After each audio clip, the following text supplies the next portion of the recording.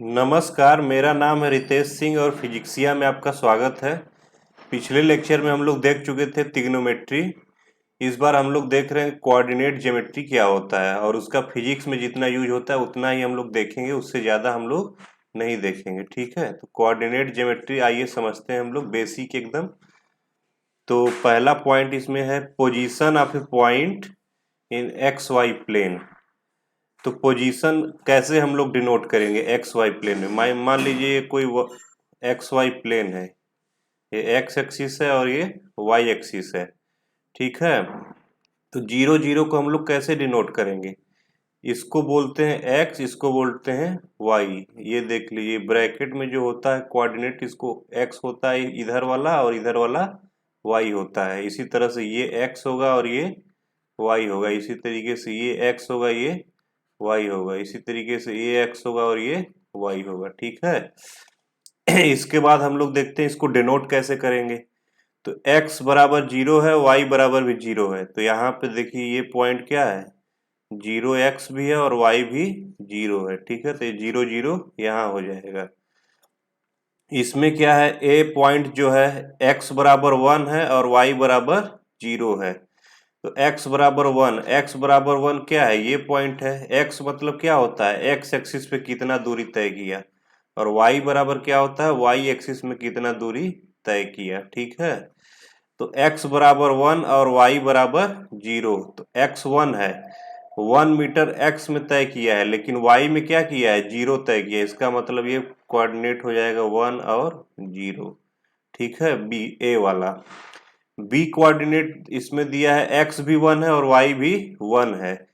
तो B coordinate देखिए x one तय किया और y भी इधर वन तय किया है। ठीक है, तो बी कोऑर्डिनेट वन वन हो जाएगा। दोनों को हम लोग मिलाएंगे ऐसे, तो ये यहाँ पे आ जाएगा। ठीक है, ये यहाँ पे कट करेगा, यही पॉइंट क्या होगा, वन वन पॉइंट बी। ठीक है, चौथा सी पॉइंट देखिए, x बराबर जीरो है और y बराबर क्या है, वन है। तो x में जीरो तय किया है, x में इधर कुछ भी नहीं गया है। ठीक है, y में इधर 1 मीटर तय किया है। तो सी पॉइंट क्या हो जाएगा, जीरो और वन। x जीरो है, यहाँ पे y क्या है, वन है। तो इस तरीके से हम लोग कोऑर्डिनेट को किसी भी एक्स वाई प्लेन में डिनोट करेंगे। ठीक है, इतना आपको समझ में आ गया होगा। दूसरा पॉइंट हम लोग देखते हैं, if two points given in 2D plane, A X one Y one और बी x2 y2 दिया है। ठीक है, तो इसके बीच का डिस्टेंस क्या होगा? तो इसके बीच के डिस्टेंस का फार्मूला क्या होता है, देखिए मान लीजिए ये कोई लाइन है 2D प्लेन में, ये x1 y1 है और ये पॉइंट x2 y2 है। ठीक है, तो इसके बीच का जो ये डिस्टेंस होगा, ये वाला, इसके बीच का ये जो डिस्टेंस होगा ये कितना होगा, तो इस फार्मूले से हम लोग निकाल लेंगे। x2 minus x1, x2 minus x1 का whole square plus y2, y2 ये रहा और y1 ये रहा, y2 माइनस y1 का होल स्क्वायर अंडर रूट में। ठीक है, इसको हम लोग डिस्टेंस फार्मूला बोलते हैं between two point in a 2D plane. ठीक है, इसी तरीके से अगर 3D में रहेगा स्पेस में, तो वो कोई दिक्कत नहीं है, उसमें z भी आ जाएगा, x2 माइनस x1 का whole square, y2 minus y1 का whole square, z2 minus z1 का होल स्क्वायर। 3D प्लेन क्या होता है, x y और z, ऐसे कोई लाइन गई है तो इसमें x1 x2 y2 z2 भी रहेगा, इसमें x1 y1 z1 ऐसे रहेगा। तो इसके तीनों के बीच क्या होगा, x2 माइनस x1 का whole square, y2 minus y1 का whole square, z2 minus z1 का होल स्क्वायर। ठीक है, इसी तरीके से हम लोग डिस्टेंस निकाल लेंगे। अब देखते हैं हम लोग स्लोप ऑफ ए लाइन क्या होता है। Suppose line joining 2 point A x1 y1 and B x2 y2, the slope of line AB। मान लीजिए कोई पॉइंट A है जिसका कोऑर्डिनेट x1 y1 है, ये पॉइंट B है जिसका कोऑर्डिनेट x2 y2 है। इसका स्लोप क्या होता है, स्लोप यहाँ पे दिया है y2 माइनस y1 अपान x2 माइनस x1। ठीक है, ये m को डिनोट करते हैं, स्लोप क्या होता है, m से डिनोट करते हैं। तो ये हो गया स्लोप। स्लोप टेन थीटा भी होता है, इसको हम लोग कैसे समझेंगे। मान लीजिए ये कोऑर्डिनेट है, यही लाइन है मान लीजिए, ये x है और ये y है। तो स्लोप क्या होता है? स्लोप इसको भी बोलते हैं dy बाई dx को भी तो स्लोप ही बोलते हैं। डिफरेंशिएशन में आपको पढ़ा चुके हैं, पिछली वीडियो में आप लोग जाके देख सकते हैं उसको। ठीक है, तो dy बाई dx स्लोप होता है। इसका मतलब change in y upon change in x। ठीक है, delta y by delta x अगर फाइनाइट चेंज हो तो, ये इनफाइनाइटली स्मॉल चेंज के लिए होता है dy by dx। Finite change हो तो delta y by delta x, जो कि यहाँ पे लिखा हुआ है ऑलरेडी। तो ये डेल्टा y क्या होगा यहाँ पे देखिए, y2, इसको ऐसे हम लोग अगर समझें तो ये डेल्टा y क्या होगा, मतलब ये डेल्टा y हो गया, y में चेंज कितना हुआ, और ये डेल्टा x हो गया, x में कितना चेंज हुआ। तो ये डेल्टा y जो है y2 माइनस y1 होगा, क्योंकि y1 से y2 जाने में हमारा कितना डिस्टेंस हुआ, इतना डिस्टेंस तय किया, तो ये डेल्टा y यही तो हुआ। और x1 से x2 जाने में हमारा इतना डिस्टेंस तय किया, तो ये डेल्टा x हुआ। तो टेन थीटा क्या होता है? टेन थीटा क्या होता है? परपेंडिकुलर अपान बेस होता है। परपेंडिकुलर अपान बेस, तो परपेंडिकुलर क्या है? Delta Y upon delta X. इसीलिए हम इसको क्या बोलते हैं? टेन थीटा भी बोलते हैं स्लोप को। ठीक है, टेन थीटा समझ में आ गया होगा। आगे बढ़ते हैं, इसको एक डिनोट करते हैं। मान लीजिए कोई पॉइंट ए है जिसका कोऑर्डिनेट एक्स वाई है, तो एक्स वाले पार्ट को हम लोग एब्सिसा बोलते हैं और वाई वाले पार्ट को हम लोग ऑर्डिनेट बोलते हैं। कभी काल के एब्सिसा ऑर्डिनेट दे देता है तो लोग कंफ्यूज हो जाते हैं, इसलिए आप लोग को ये नाम पता होना चाहिए। एक्स को क्या बोलते हैं? एब्सिसा। वाई को क्या बोलते हैं? ऑर्डिनेट। ठीक है, चलिए हम लोग एक आध क्वेश्चन कर लेते हैं। क्वेश्चन करने के बाद हम लोग आगे बढ़ते हैं। Find the value of a if distance between 2 point -9a and 3 is 13। ठीक है, दो पॉइंट दिया है -9a और दूसरा पॉइंट दिया है 3 इज 13। डिस्टेंस कितना दिया है? 13। तो वैल्यू पूछा है, वैल्यू a का वैल्यू पूछा है। तो हमको पता है कि डिस्टेंस फार्मूला क्या होता है? Under root x2 minus x1 का whole square plus y2 minus y1 का होल स्क्वायर। ठीक है, तो हमारा डिस्टेंस दिया है 13 डिस्टेंस दिया है। अंडर रूट में फिर लिख देंगे, x2 क्या है? 3 है, 3 x1 क्या है? -9 है। इसको हम लोग क्या करेंगे? होल स्क्वायर प्लस y2 क्या है? 3 है, माइनस y1 क्या है? a है, इसको भी करेंगे होल स्क्वायर। इसका स्क्वायर करेंगे तो क्या होगा? 169 इक्वल टू, ये प्लस हो जाएगा माइनस माइनस, तो यहाँ पे 12 का स्क्वायर प्लस 3 माइनस ए का स्क्वायर। इसको सॉल्व करेंगे तो हम लोग का क्या आ जाएगा? ए की वैल्यू। सॉल्व करके देखते हैं। 169 equal to 144 plus 3 square minus A square plus B square minus 2 गुड़ते 3 गुड़ते ए, यही होता है ना। ए माइनस बी का होल स्क्वायर क्या होता है? A square plus B square minus 2ab। तो इसको हम लोग इधर ले आएंगे तो घटाएंगे तो कितना बचेगा? 5 और 2 25 equal to 9 plus A square minus 6a। ठीक है, तो इसको हम लोग इधर लाएंगे अगर, तो ए स्क्वायर माइनस 6a माइनस 16, ठीक है, बराबर 0। ठीक है, यही होगा। इसको इधर लाएंगे तो ये माइनस में आ जाएगा, 15 में से 9 गया 16 आ जाएगा। अब इसको हम लोग क्या है? ये क्वाड्रेटिक इक्वेशन है। क्वाड्रेटिक इक्वेशन को सॉल्व करने के लिए हम लोग क्या बोलेंगे?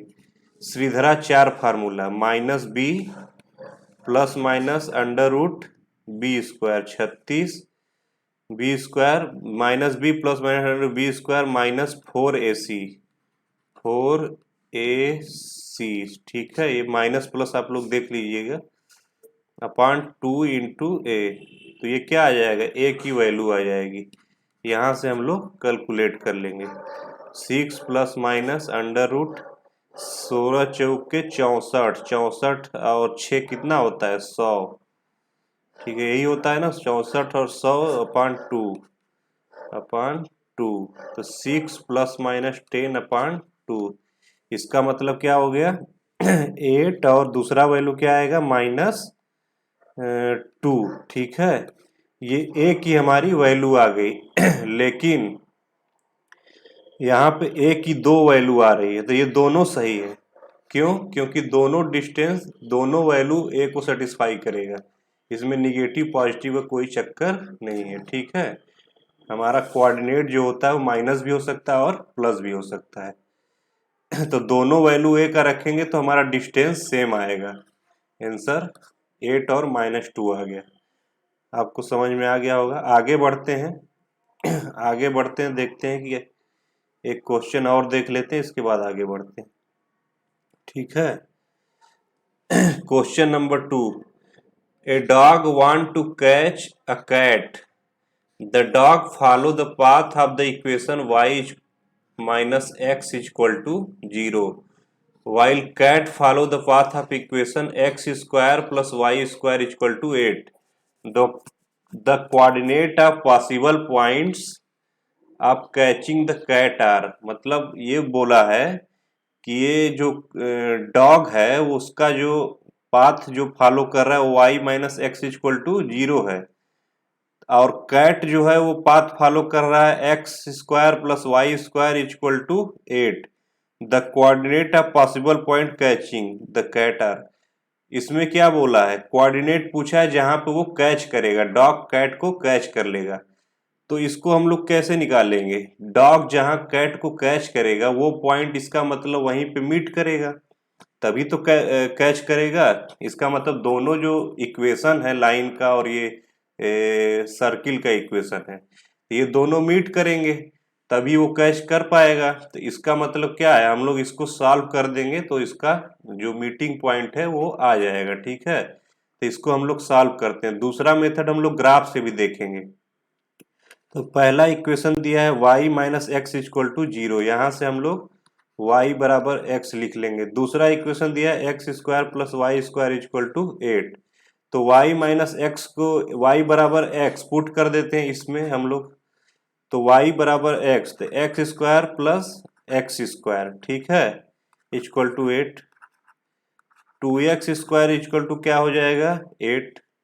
ठीक है, एक्स स्क्वायर इक्वल टू क्या हो जाएगा 4, एक्स इक्वल टू क्या हो जाएगा +-2।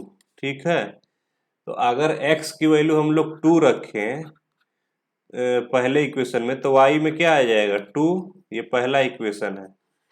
अगर x की वैल्यू हम लोग -2 रखें तो y की वैल्यू भी -2 आएगी। इसका मतलब हमको 2 पॉइंट मिल गया, 2 2 और -2 और 2। ठीक है, ये दोनों आंसर सही होगा। अब देखते हैं हम लोग दूसरा मेथड। मान लीजिए ग्राफ से हम लोग देखते हैं, तो ये आंसर क्या आएगा, ये और ये बी और डी। और दूसरा देखते हैं ग्राफिकल मेथड से क्या होता है। ये तो सोल्यूशन से हम लोग निकाल लिए। ग्राफिकल मेथड में क्या होगा कि हम लोग ये जानते हैं कि ये X square plus Y square equal to 8 क्या होता है, सर्किल का इक्वेशन होता है। हम लोग आगे ग्राफ पढ़ेंगे तो इसमें आपको डिटेल में समझ में आएगा कि ये कौन सा किसका इक्वेशन है। ठीक है, हम लोग ग्राफ डिटेल में पढ़ेंगे क्योंकि ग्राफ से बहुत सारी चीजें आसान हो जाती हैं। तो ग्राफ हम लोग डिटेल्ड में पूरा पढ़ेंगे, उसमें जरा भी छोड़ेंगे नहीं कुछ भी इसके बाद हम बताते हैं आपको कि ये ग्राफिकल मेथड से कैसे सॉल्व होगा। आइए यहाँ पे, ये देखिए सर्किल का इक्वेशन है, X square plus Y square equal to 8। ठीक है, तो ये सर्किल का इक्वेशन है। दूसरा इक्वेशन हमारा y इक्वल टू एक्स है, तो y इक्वल टू एक्स क्या है, स्ट्रेट लाइन का इक्वेशन है। ये ऐसे जाता है, ऐसे जाएगा पूरा, y बराबर x, जितना y का वैल्यू उतना x का वैल्यू। ठीक है, एक बार ये इसको यहाँ कट करेगा और एक बार इसको ये यहाँ कट करेगा। ठीक है, तो इसको कट करने की पॉइंट जो है ये देखिए 2 2 होगा, y बराबर x है, ये -2 2 होगा। ठीक है, तो ये पॉइंट हम लोग सॉल्व करके निकाल चुके हैं। अब इसको ग्राफिकली अंडरस्टैंड कर लीजिए कि कहाँ कहाँ कट कर रहा है। तो ये देखिए 2 पॉइंट पे कट करेगा, पहला सर्किल पे इस छोर पे कट करेगा तीसरे क्वाड्रेंट में, और पहला क्वाड्रेंट में दूसरी बार कट करेगा। तो ये आ गया हमारा कैट, डॉग हमारा कैट को कैच करेगा इन 2 पॉइंट पे। ठीक है, समझ में आ गया होगा। आगे बढ़ते हैं। आगे आपको ग्राफ पढ़ाएंगे अगले वीडियो में। तब तक के लिए आप कोऑर्डिनेट ज्योमेट्री बेसिक आपको बता चुके हैं। ये बहुत बड़ा चैप्टर होता है मैथमेटिक्स में। इसमें आपको ज़्यादा नहीं पढ़ना है, क्योंकि आपको सिर्फ ओनली वही पढ़ना है जो फिजिक्स में यूज होगा। अगर आप कोऑर्डिनेट ज्योमेट्री मैथमेटिक्स में देखेंगे तो स्ट्रेट लाइन ही आपको पढ़ाने में कम से कम 5 दिन लगेगा। ठीक है, स्ट्रेट लाइन पढ़ाने में 5 दिन लगेगा बेसिक से हाई लेवल तक। इसके बाद आपको आ जाएगा पैराबोला, इसके बाद आपको आ जाएगा सर्किल, इसके बाद इलिप्स, इसके बाद आपको आ जाएगा हाइपरबोला। ठीक है, ये एक एक जो हमारा ये स्टैंडर्ड कर्व है, सर्किल, पैराबोला, इलिप्स, हाइपरबोला, ये एक एक स्टैंडर्ड कर्व एक एक चैप्टर्स हैं। ये एक एक स्टैंडर्ड कर्व इतने बड़े बड़े चैप्टर्स हैं कि इसको पढ़ाने में कम से कम 4 से 5 दिन एक एक स्टैंडर्ड कर्व को लगेंगे। तो आपको इतना नहीं जानना, ये सब मैथमेटिक्स की चीजें हैं। आपको वही बताया जा रहा है जो फिजिक्स में यूज होगा। ठीक है, तो ये हम आप लोग को बता देंगे ग्राफ में कि इसका इक्वेशन क्या होता है और इसकी क्या क्या प्रॉपर्टीज होती हैं। आपको ये ग्राफ में पढ़ाएंगे। तब तक के लिए आपको अगले वीडियो में आपको ग्राफ पढ़ाएंगे। तब तक के लिए धन्यवाद। और वीडियो को आप लोग अच्छा लगा तो लाइक करिए और हमारे चैनल को सब्सक्राइब करिए। और चलिए मिलते हैं अगले वीडियो में। Thank you.